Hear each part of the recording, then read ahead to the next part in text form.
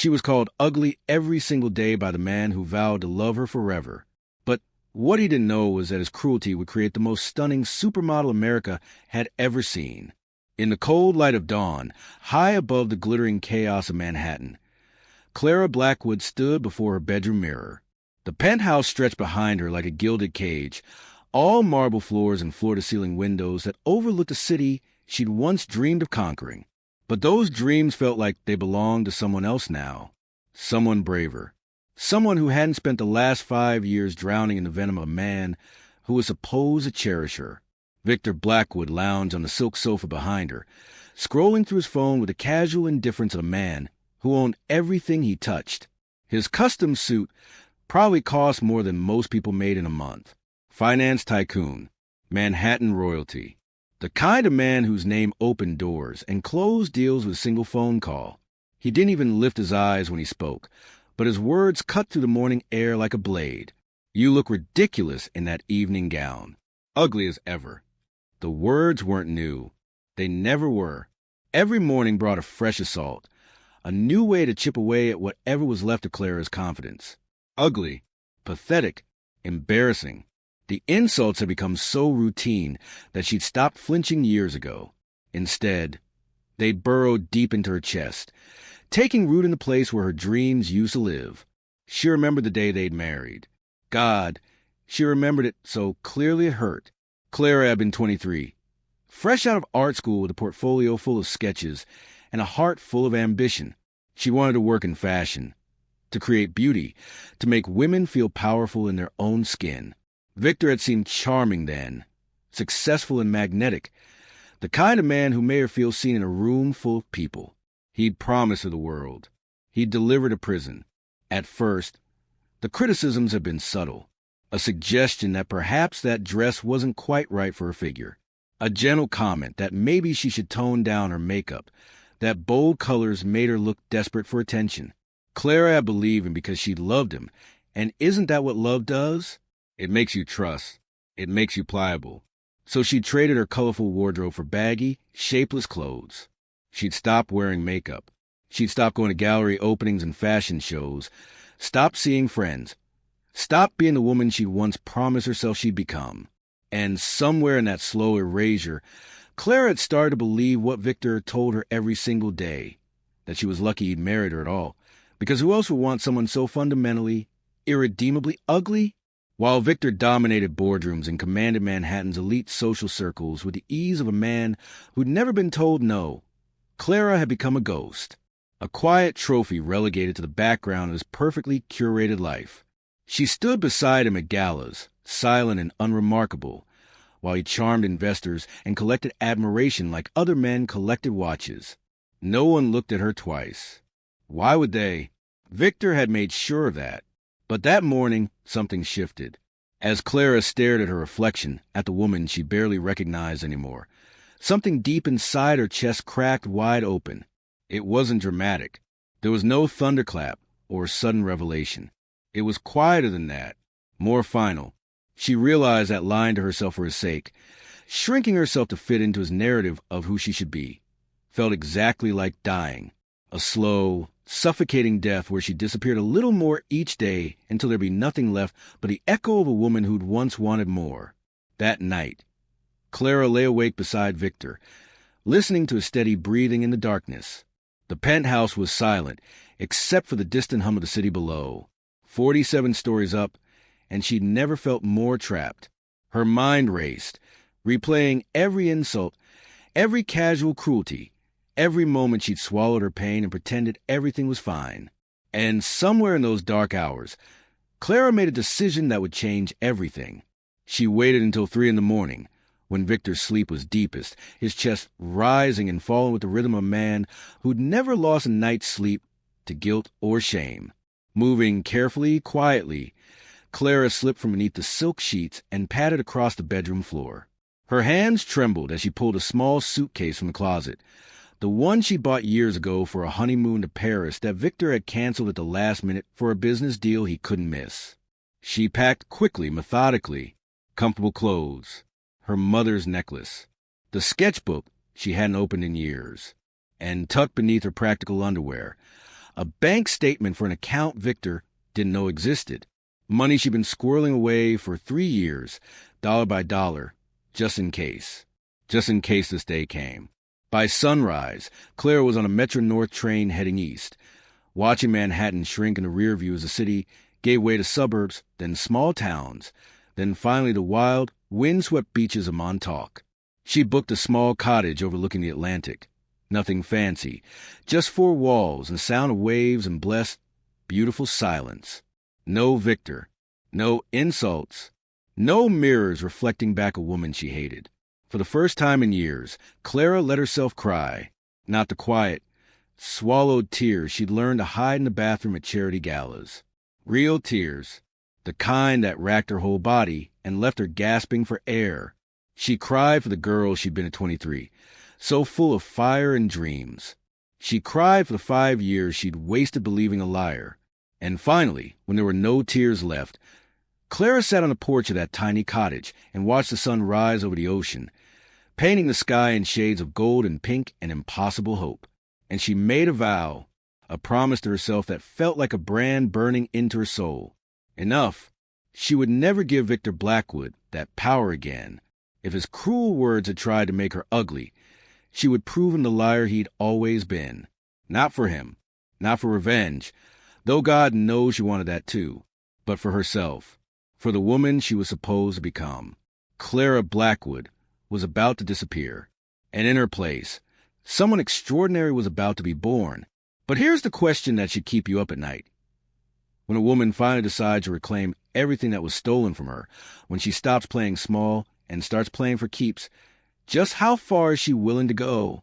And more importantly, what happens when the man who destroyed her finally sees what he lost?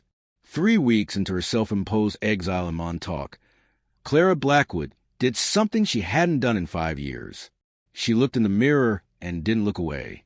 The woman staring back at her wasn't the supermodel she'd become. Not yet, but she wasn't Victor's broken trophy wife anymore either. Something had changed in her eyes. Something dangerous. Something hungry. And that's when Clara realized that transformation isn't a gentle process. It's violent. It's deliberate. And it requires you to destroy every single lie you've ever believed about yourself, brick by brick, insult by insult, until there's nothing left but the raw, undeniable truth of who you actually are. The alarm screamed at 4:45 every morning, shattering the peaceful darkness of the cottage. Most people would have hit snooze. Most people would have pulled the covers over their heads and surrendered to the comfort of sleep. But Clara wasn't most people anymore. She'd spent 5 years being comfortable, being compliant, being small. Comfortable had nearly killed her. So when that alarm went off, Clara was already lacing up her running shoes, already heading out the door into the pre-dawn darkness where the Atlantic wind cut through her cheap athletic wear like knives. She ran. God, how she ran. At first, she could barely make it half a mile before her lungs screamed for mercy and her legs turned to jelly. Her body, softened by years of penthouse living and emotional paralysis, rebelled against every step. But Clara had learned something crucial in those dark hours after leaving Victor. Pain is just information. It tells you where you are. It doesn't tell you where you have to stay. So she ran through the burn in her chest and the cramping in her calves, ran until the sun broke over the horizon and painted the beach in shades of gold, ran until the voice in her head that sounded suspiciously like Victor telling her she was worthless finally, mercifully, shut up. By week 4, half a mile became 2 miles. Then 5, then 8. The weight started falling away, not dramatically, not like some miracle transformation you see in movies, but steadily, inevitably, like ice melting under relentless sun. Clara hired a personal trainer, a former Marine named Daniela, who didn't care about her sob story or her feelings, who only cared about form and repetition and pushing past the point where most people quit. In the tiny gym in Montauk, Clara learned to lift weights, to build muscle where there had only been softness, to stand in front of the mirror and see strength instead of shame. But here's what the movies never tell you about transformation. The physical part is the easy part. Changing your body is just repetition and discipline. Changing your mind, that's the real battle. Because every morning when Clara looked in the mirror, she still heard Victor's voice. Ugly, ridiculous, pathetic. The words had burrowed so deep that no amount of push-ups could dislodge them. And Clara understood with brutal clarity that if she wanted to truly become someone new, she'd need to do something radical, something permanent, something that would make it impossible for her to ever go back to being the woman Victor had created. The decision to get cosmetic surgery wasn't impulsive. Clara spent 3 weeks researching, reading reviews, studying before and after photos with the intensity of a woman planning a military operation. Because that's what this was, wasn't it? A war. And she intended to win. She found Dr. Sarah Chun, one of Manhattan's most sought-after cosmetic surgeons, a woman whose client list read like a who's who of celebrities and socialites, all of whom trusted her to enhance their beauty while maintaining their authenticity. The consultations happened late at night, after Dr. Chen's regular patients had gone home, in a sleek office on the Upper East Side that Clara entered through a private entrance. She called ahead, explained that discretion was essential, that her husband couldn't know. Dr. Chun had simply nodded, understanding immediately she'd seen this before. Women escaping, women reclaiming, women rebuilding themselves from the ashes of marriages that had tried to burn them alive. "I don't want to look like someone else," Clara said during their first meeting, her voice steady despite the nervous energy crackling through her veins. "I want to look like the best version of myself, the version that Victor tried to erase." Dr. Chen studied Clara's face with the clinical precision of an artist examining a canvas. "Your bone structure is excellent," she said. "Strong cheekbones, good symmetry. We're not creating beauty here. Clara, we're revealing it. There's a difference." The procedures were subtle but strategic, a delicate refinement to her nose, removing a slight bump that Clara had always been self-conscious about. Expertly placed filler under her eyes to erase the hollowness that years of stress and poor sleep had carved into her face. A precise adjustment to her jawline, just enough to create definition and elegance.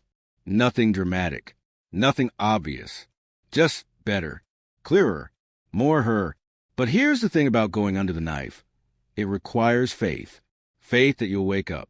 Faith that the person staring back at you will be worth the pain and the risk and the small fortune you're spending. Faith that you're not just running away from something, but running towards something better. And as Clara lay on that surgical table, counting backward from 10 while the anesthesia pulled her under, she wondered if faith was something she even had anymore, or if desperation was a good enough substitute. 3 weeks later, when the swelling had subsided and the bruises had faded and Dr. Chen finally removed the bandages, Clara looked in the mirror and wept. Not because something had gone wrong, but because everything had gone right. The face staring back at her was hers, unmistakably, undeniably hers, but refined, elevated. The woman in the mirror looked expensive, confident, powerful. She looked like someone who'd never let a man tell her she was ugly. She looked like someone who'd never needed a man's validation in the first place. "Do you see it now?" Dr. Chen asked softly, standing behind her. "This was always your face, Clara. We just cleared away the noise." But Clara knew the truth was more complicated than that. Yes, the beauty had always been there, buried under years of self-doubt and Victor's psychological warfare. But surgery had given her something more valuable than a prettier nose or a sharper jawline. It had given her permission to believe that she deserved to take up space, permission to be seen, permission to stop apologizing for existing. And once you give yourself permission to be extraordinary, there's no going back to ordinary. Clara returned to Montauk with a new face and a dangerous new addiction, shopping. But this wasn't the mindless retail therapy of boor housewives. This was strategic, calculated. She hired a personal stylist, a sharp-tongued woman named Lucia, who dressed everyone from Vogue editors to Hollywood starlets. Together, they built a wardrobe that would make Victor's black Amex weep. Dresses flown in from Paris fashion houses, sleek pantsuits from Milan, shoes from Louboutin and Jimmy Choo that cost more than most people's monthly rent. Every piece was chosen with surgical precision, designed to transform Clara from invisible wife to impossible-to-ignore force of nature. The irony wasn't lost on Clara. She was using Victor's money, the fortune he'd built while crushing her spirit, to fund her own resurrection. Every dress purchase felt like a small act of revenge. Every designer label felt like justice. And if anyone had asked her if she felt guilty about draining his accounts, she would have laughed. Guilty? She'd earned every penny of that money by surviving 5 years of his cruelty. This was payment. This was reparations. This was war. But looking good wasn't enough. Clara needed to move like someone who belonged in those clothes, who inhabited them with the natural grace of a woman born to luxury, instead of one who clawed her way back from the edge of nothingness. So she hired a runway coach, a former model named Dimitri, who'd walked for Versace and Armani before retiring to teach the next generation how to command a stage with nothing but presence and attitude. In a rented studio space in Brooklyn, Clara learned to walk, not the tentative, apologetic shuffle she perfected as Victor's wife. Shoulders hunched as if trying to disappear into herself. No, Dimitri taught her to walk like she owned every room she entered.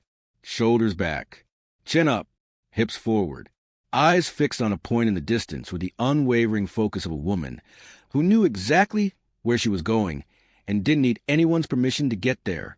"You're thinking too much," Dimitri would snap when Clara stumbled or second-guessed herself. A model doesn't think. She knows. She is. Stop trying to be beautiful and just be. The training was brutal. Hours of walking in 6-inch heels until her feet bled. Endless repetitions of poses and turns until muscle memory took over and her body moved with fluid grace instead of conscious effort. Photo sessions where Clara learned to work angles, to understand lighting, to communicate confidence and allure with nothing but the tilt of her head or the curve of her spine. She practiced different looks. Smoky eyes for drama, natural makeup for editorial, bold lips for haute couture. She experimented with hairstyles, from sleek ponytails to wild, windswept updos to pin-straight sheets of glossy darkness. And slowly, transformation by transformation, the quiet white Victor had degraded became someone else entirely. Someone powerful. Someone dangerous. Someone who could walk into any room and make everyone stop breathing. But here's what no one tells you about revenge. It's exhausting. Because even as Clara was building herself into this glossy, perfected weapon, even as she was sculpting herself into the kind of woman who could destroy Victor with a single runway walk, doubt crept in during the quiet hours. What if this didn't work? What if she showed up at Fashion Week and froze? What if Victor looked at her and laughed, seeing through the expensive clothes and surgical enhancements to the broken woman underneath? What if, after all this work, all this pain, all this money and sweat and blood, she was still just ugly? The doubts were loudest at 3 a.m, when sleep wouldn't come and Clara lay awake in the cottage, listening to the Atlantic crash against the shore. That's when Victor's voice came back, whispering poison in the darkness. "You really think you can pull this off? You really think anyone will believe you're a model? You're a joke, Clara. A pathetic, desperate joke." Those were the nights when Clara almost gave up, almost packed her bags and slunk back to the penthouse, tail between her legs, ready to accept whatever punishment Victor would devise for her abandonment. Almost. But then she'd remember the feeling of his words, landing like fists. She'd remember the way he'd look through her at parties, as if she were furniture instead of his wife. She'd remember 5 years of slow suffocation, of watching her dreams shrivel and die, while Victor's empire grew, and the anger would come roaring back, hot and bright and sustaining. And Clara would get up and run 8 miles in the dark and remember why she'd started this in the first place. Not for Victor, for herself. The break came on a gray afternoon in October when Clara, dressed in a tailored black suit that probably cost more than her first car, walked into the Midtown offices of Ford Models. Her heart hammered against her ribs hard enough to crack them. Her palms were slick with sweat despite the autumn chill. Every instinct screamed at her to turn around, to run, to hide. But Clara had spent 5 years listening to instincts that told her to shrink and disappear. She was done listening to fear. The elevator ride to the 12th floor felt like ascending to the gallows. The receptionist barely glanced up when Clara gave her name, just waved vaguely toward a waiting area filled with impossibly beautiful women who looked like they'd been carved from marble by Renaissance masters. These were Clara's competition. Young, flawless, born into bodies that look good in anything or nothing at all. What chance did a 30-year-old woman with a revenge fantasy and a few months of training have against girls who've been modeling since they could walk? Clara Blackwood? A woman's voice cut through the anxiety spiraling in Clara's chest. Rachel Grant stood in the doorway, clipboard in hand, dressed in black from head to toe with the kind of effortless elegance that can't be bought or taught. She was a legend in the industry, the talent scout who discovered at least a dozen supermodels, who had an eye for beauty that went beyond bone structure and into something deeper, something essential. Rachel studied Clara as she stood, and for a moment that stretched into eternity, neither woman spoke.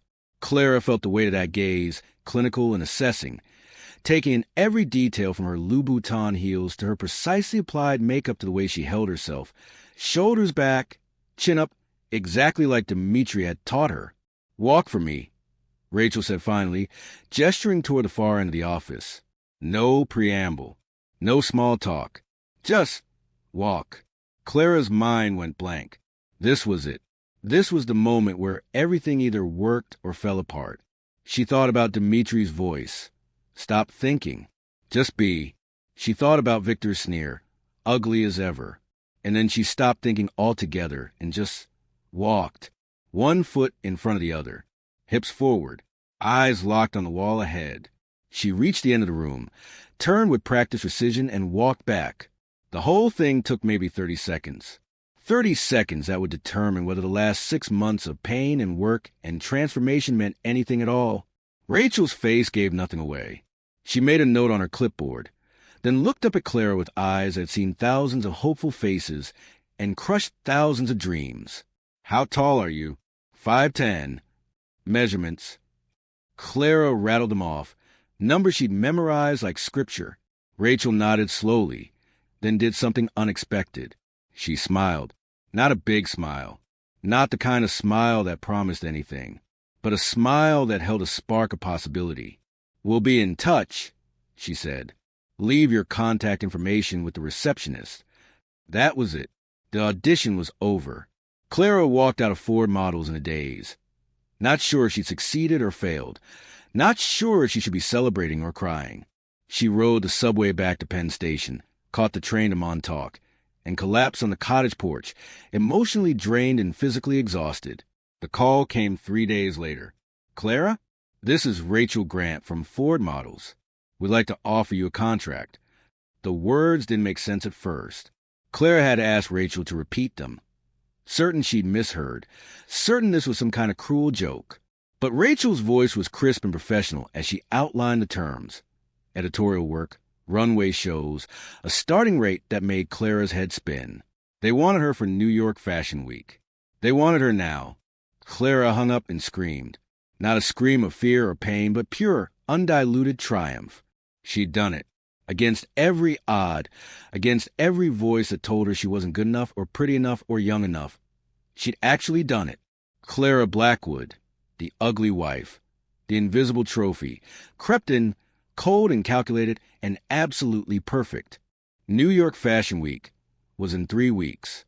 3 weeks until she'd walked the runways where Victor regularly attended events, schmoozing with designers and celebrities, using Fashion Week as another networking opportunity to expand his empire. 3 weeks until she could stand in front of him, transformed and powerful and undeniably beautiful, and show him exactly what he'd lost.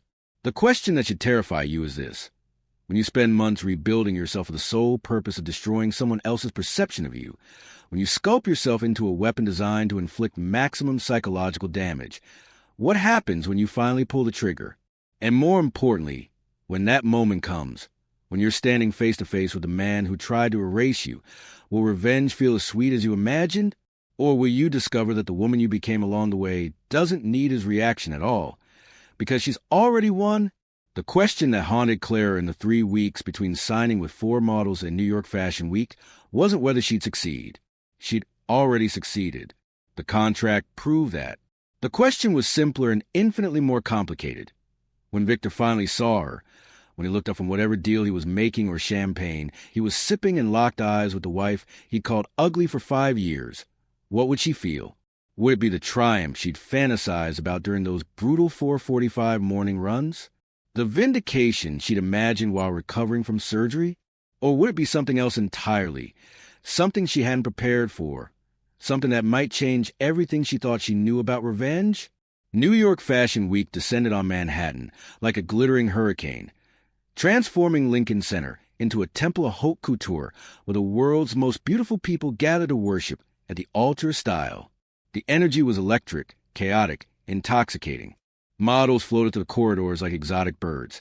Designers barked orders in 6 different languages. Photographers jostled for position. And celebrities air-kissed each other with the practiced insincerity of people who perfected the art of being seen. This was the epicenter of the fashion universe. And for 1 week every year, nothing else mattered but who wore what, and who walked where, and who sat in the front row. Clara arrived backstage at Marcelo Ortega's, show 3 hours before curtain, her heart a steady drumbeat of anticipation and nerves. Marcelo Ortega was fashion royalty, a Colombian designer whose evening gowns had graced red carpets from the Oscars to the Met Gala, whose client list included everyone from first ladies to pop stars to European royalty. Being chosen to walk her show, let alone being chosen for the finale, the coveted last look that would leave the audience breathless, was the kind of opportunity that launched careers. Rachel Grant had called personally to deliver the news, her voice warm with something that might have been pride. Marcella saw your portfolio and specifically requested you for the finale. Don't mess this up, Clara. Backstage was controlled chaos. Makeup artists transformed faces with the precision of surgeons. Hairstylists wielded hot tools like weapons. Dressers helped models into gowns worth more than luxury cars. Clara sat in a director's chair while a team of experts worked their magic, painting her face with smoky shadow and precise liner, sweeping her hair into an elegant updo that exposed the graceful column of her neck. She watched it all happening in the mirror, watched this final transformation from Clara Blackwood, escaped wife, into Clara, the model, the vision, the woman who was about to walk onto the most important runway of her life. The midnight blue gown Marcella had chosen for her was a masterpiece. It fit like it had been poured onto Clara's body, hugging every curve she sculpted through months of brutal training, the fabric shimmering under the lights like water under moonlight. The neckline plunged just enough to be daring without being vulgar, and the train swept behind her like a cape made of shadows and starlight.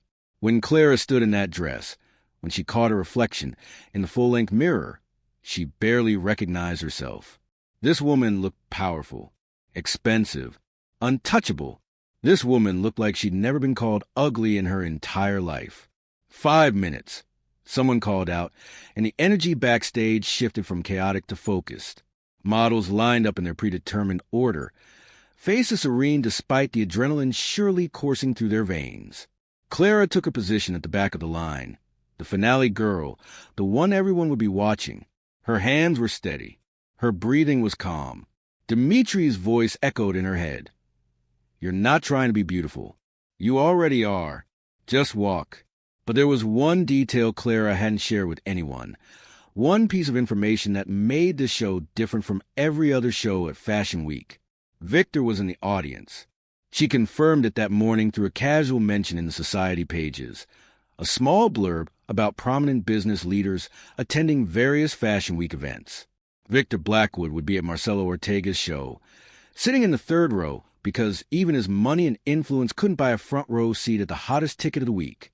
He'd be there, probably checking his phone, probably half paying attention, probably treating the whole thing as just another networking opportunity.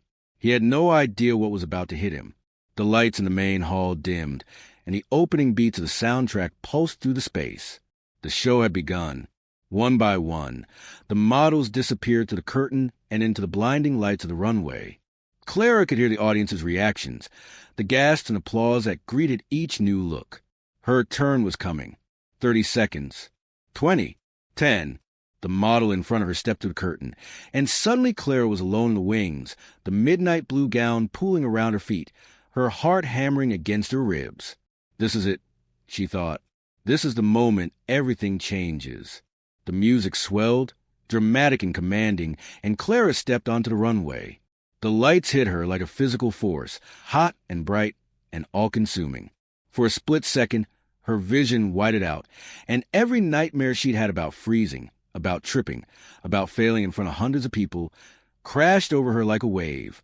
But then her eyes adjusted, and muscle memory took over, and Clara was walking, not the tentative shuffle of Victor's invisible wife, not the nervous steps of a woman who didn't believe she belonged, but the powerful, confident stride of someone who owned every inch of ground beneath her feet.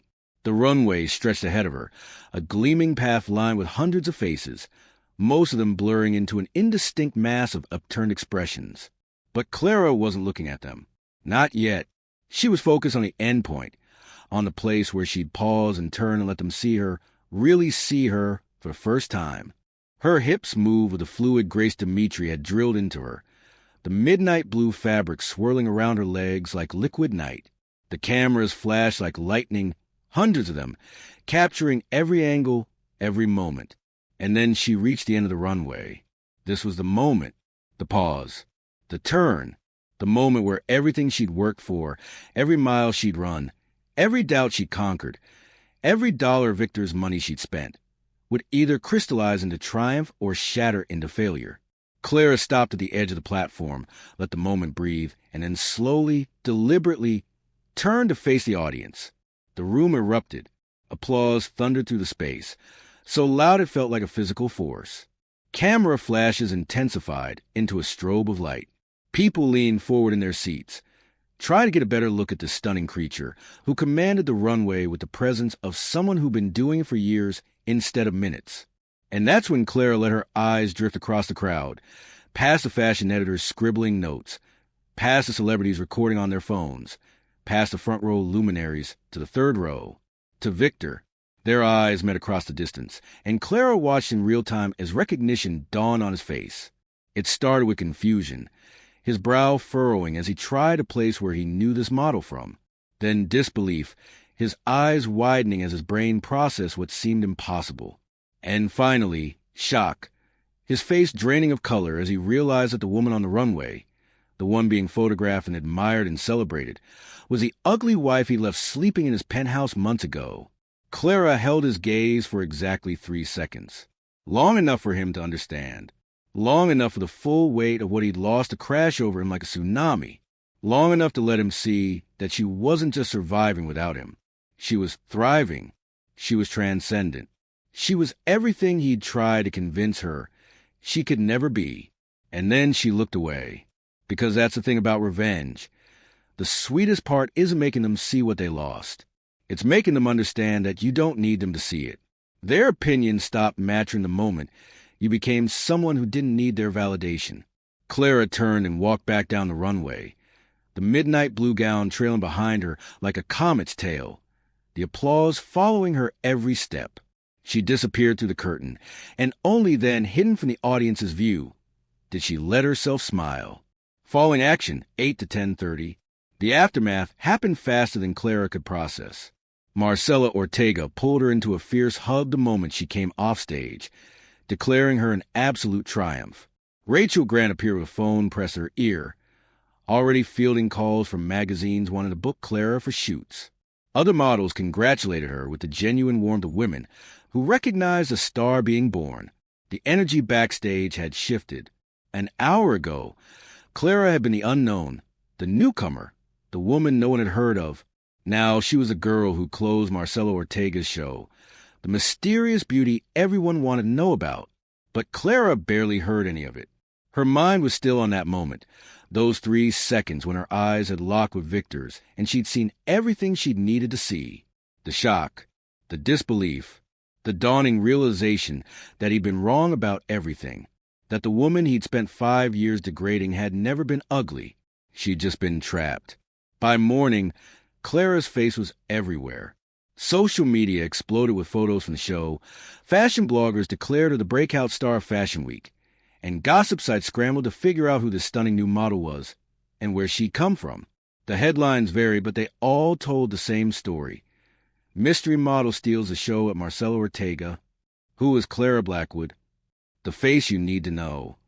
And buried in the coverage, shared thousands of times across platforms, was a different kind of headline, the one that made Clara's smile widen every time she saw it. Former trophy wife stuns as supermodel, her ultimate revenge. Someone had done the research. Someone had connected the dots between Clara Blackwood, the model, and Clara Blackwood, a strange wife of finance tycoon Victor Blackwood. The story was too perfect, too dramatic, too satisfying not to go viral.